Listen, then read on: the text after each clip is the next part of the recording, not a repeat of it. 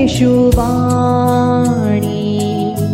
सारे ओझे वाहाया,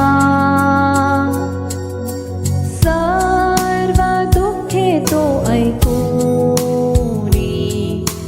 साह्य करी सोसाया. त्याकडे कधी न जाता आम्ही अवमानितो, शांती खरी हरवूनी शोक किती करीतो. प्रभू येशू ख्रिस्तांच्या सर्वश्रेष्ठ नामात आपणास अभिवादन.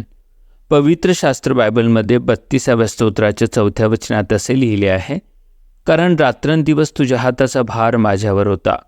उन्हाळ्याच्या तापाने सुकावा तसा माझ्यातला जीवनरस सुकून गेला आहे.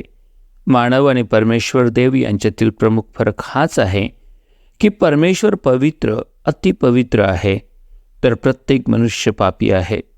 परमेश्वराला पाप मुळीच खपत नाही. पाप करणाऱ्यांवर परमेश्वराचा क्रोध राहतो. त्यामुळे सर्व प्रकारची भौतिक सधनता व विपुलता असतानाही मनुष्य सुखी व समाधानी जीवन जगू शकत नाही. म्हणूनच एका सधन देशाचा राजा असलेला दावीद त्याच्या जीवनातील वैयक्तिक पातकामुळे दुःखी, कष्टी व व्याकुळ झाला होता. दिवस असो की रात्र पापाची जाणीव त्याचा पिच्छाच सोडत नव्हती. तो परमेश्वराला म्हणतो, तुझ्या हाताच्या भाराने मी दबलो आहे. माझे अपराध माझ्या डोक्यावरून गेले आहेत. जड ओझ्याप्रमाणे ते मला फार भारी झाले आहेत.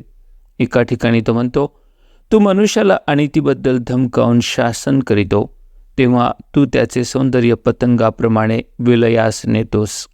पापाचा परिणाम भयंकरच आहे. त्याच्या ओझ्याखाली मनुष्य दबून जातो.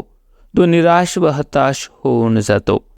परंतु अशाच लोकांना प्रभू येशू ख्रिस्त मोठ्याने हाक मारून म्हणतो, अहो कष्टी व भाराक्रांत जन हो, तुम्ही सर्व माझ्याकडे या, म्हणजे मी तुम्हाला विसावा देईल. होय, जे कोणी प्रभू येशू ख्रिस्ताला शरण येऊन आपल्या पापांचे ओझे त्याच्यावर टाकतात, त्यांना तो त्यांच्या पापांच्या ओझ्याखालून सोडवितो.